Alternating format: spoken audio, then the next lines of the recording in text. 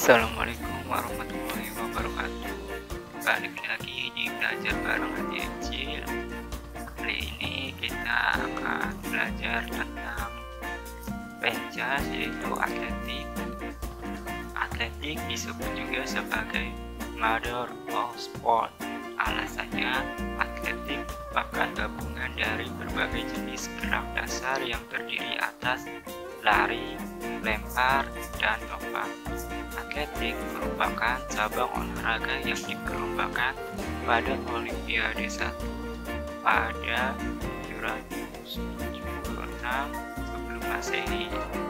Induk organisasi untuk olahraga atletik di Indonesia adalah PASI, Persatuan Atletik Seluruh Indonesia. Dalam pengertiannya, atletik meliputi perlombaan jalan cepat, lari, lompat, dan lempar. Yang pertama, nomor-nomor atletik. Nomor-nomor yang diperlombakan dalam cabang atletik sebagai berikut, yaitu jalan cepat, lari, kemudian lempar, kemudian lompat, kemudian panca lomba, kemudian sabta lomba, kemudian dasar lomba. Yang pertama, kita akan membahas tentang lompat jauh. Lompat jauh merupakan salah satu nomor lompat dalam cabang atletik. Tujuan lompat jauh ialah melompat sejauh-jauhnya dengan cara memindahkan seluruh tubuh dari titik-titik tertentu ke titik lainnya dengan cara berlari sprint, kemudian melakukan tolakan, melayang di udara, dan mendarat. Terdapat 3 gaya dalam lompat jauh, antara lain yang pertama gaya jongkok, waktu melayang bersikap jongkok. Yang kedua gaya lenting, waktu di udara badan dilentingkan atau gaya menggantung. Yang ketiga berjalan di udara, waktu di udara kaki bergerak seolah-olah sedang berjalan. Teknik-teknik lompat jauh, gaya berjalan di udara. Yang pertama awalan.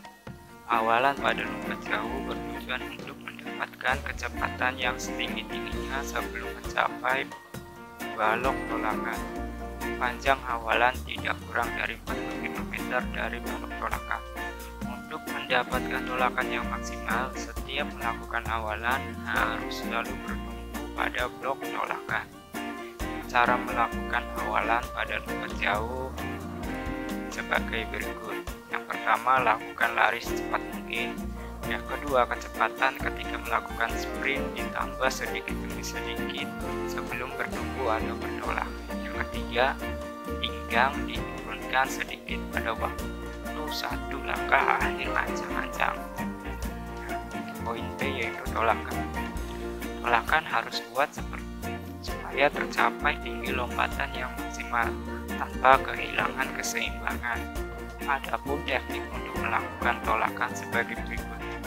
Yang pertama, ayunkan paha kaki ke posisi horizontal dan dipertahankan. Yang kedua, luruskan sendi mata kaki, lutut, dan pinggang pada waktu melakukan tolakan.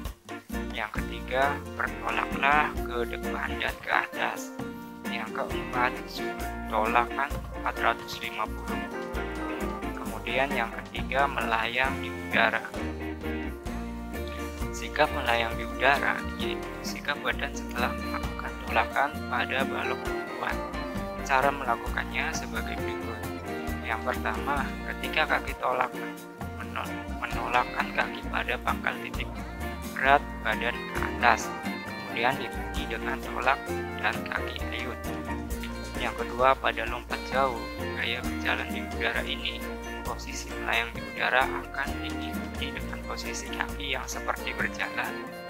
Yang ketiga, posisi badan membungkuk dan posisi kaki sedikit ditekuk seperti sedang berjalan. Yang D, mendarat. Posisi mendarat harus benar-benar diperhatikan. terutama posisi kaki dan lengan. Semua itu dilakukan untuk menghindari mendarat dengan posisi panggul di bawah karena akan sangat merugikan. Untuk menghindari posisi mendarat dengan panggul, maka posisi kepala harus diturunkan dan tangan diayunkan ke depan saat kaki menyentuh bak pasir. Titik berat badan melampaui titik pendaratan kaki di bak pasir. Keadaan kaki tidak kaku dan tegang, melainkan harus lemas dan lentur. Selanjutnya kita akan bahas lompat tinggi gaya guling perut. Pengertian lompat tinggi gaya guling perut. Lompat tinggi gaya guling perut atau the straddle style adalah suatu nomor olahraga atletik yang bertujuan agar pelompat mencapai lompatan yang setinggi-tingginya dengan cara menggulingkan perut. Pada nomor ini diperlukan unsur-unsur pokok antara lain awalan, tolakan, saat melewati mistar, dan mendarat.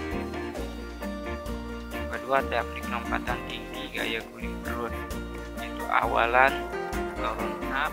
Yang pertama, jarak awal sekitar 12-14 langkah atau 10-15 meter. Kecepatan awal dilakukan secara berangsur-angsur meningkat. Yang kedua, sudut awalan sangat dipengaruhi oleh cara lompatan. Yang ketiga, 3 langkah terakhir panjang dan cepat serta keadaan badan merendah. B. Tolakan atau take off. Tolakan pada lompat tinggi yaitu perubahan gerakan dari gerakan horizontal ke arah vertikal yang dilakukan secara mendadak atau tiba-tiba. Perpindahan gerak ini dilakukan pada tiga langkah terakhir sebelum melakukan jumps. Keberhasilan yang cemerlang dalam cabang olahraga ini sangat bergantung pada perpaduan antara kecepatan awalan dengan kekuatan tolakan kaki yang dapat dilakukan dengan cepat dan cepat. Kemudian sikap badan di atas mistar. Cara melakukannya adalah sebagai berikut. Melompat mengambil awalan jari samping dengan sudut awalan antara 35-450. Jarak awalan bergantung lompatan itu sendiri. Biasanya menggunakan langkah ganjil. 3 langkah terakhir harus lebih panjang dan lebih cepat melakukannya. Yang kedua, melakukan tolakan dengan kaki yang terdekat pada mistar dengan sekuat-kuatnya ke atas, dibantu dengan ayunan kaki belakang ke depan atas dan dibantu oleh ayunan kedua lengan ke belakang atas. Setelah kaki ayun mencapai ketinggian maksimal, segera lewatkan di atas mistar. Lengan kaki hendaknya jangan sampai menyentuh mistar. Setelah kaki ayun melewati mistar, segera badan diputar ke kiri dengan kepala mendahului melewati mistar. Putarkan badan sehingga dada dan perut menghadap ke bawah pada saat di atas mistar. Kaki kiri yang digunakan untuk menolak segera duduknya dilipat ke samping kiri agak ke atas dan agak ke belakang. Tangan kanan terus ke bawah dengan santai. Yang terakhir, jika kaki kanan yang digunakan untuk kaki ayunan, maka yang pertama kali mendarat pada bak pasir atau matras ialah kaki kanan dengan tangan kanan secara bersamaan. Kemudian diteruskan berguling ke samping depan dengan badan dibulatkan dan bertumpu pada bahu sebelah kanan. Nah, kemudian praktek lompat jauh dan lompat tinggi. Setelah kalian mempelajari teknik lompat jauh, gaya berjalan di udara dan gaya melayang di udara, serta teknik lompat tinggi, gaya guling perut, maka kamu harus membuktikan agar dapat menguasainya. Akan tetapi, kamu harus melihat dulu sarana dan prasarana yang ada di sekolah. Apabila sarana dan prasarana tidak lengkap, maka terlebih dahulu kamu harus membuat peraturan yang dimodifikasi. Setelah itu, lakukanlah praktek tersebut bersama teman-temanmu dengan bimbingan oleh gurumu. Oke, sekian saja materi tentang atletik. Semoga bermanfaat. Wassalamualaikum warahmatullahi wabarakatuh.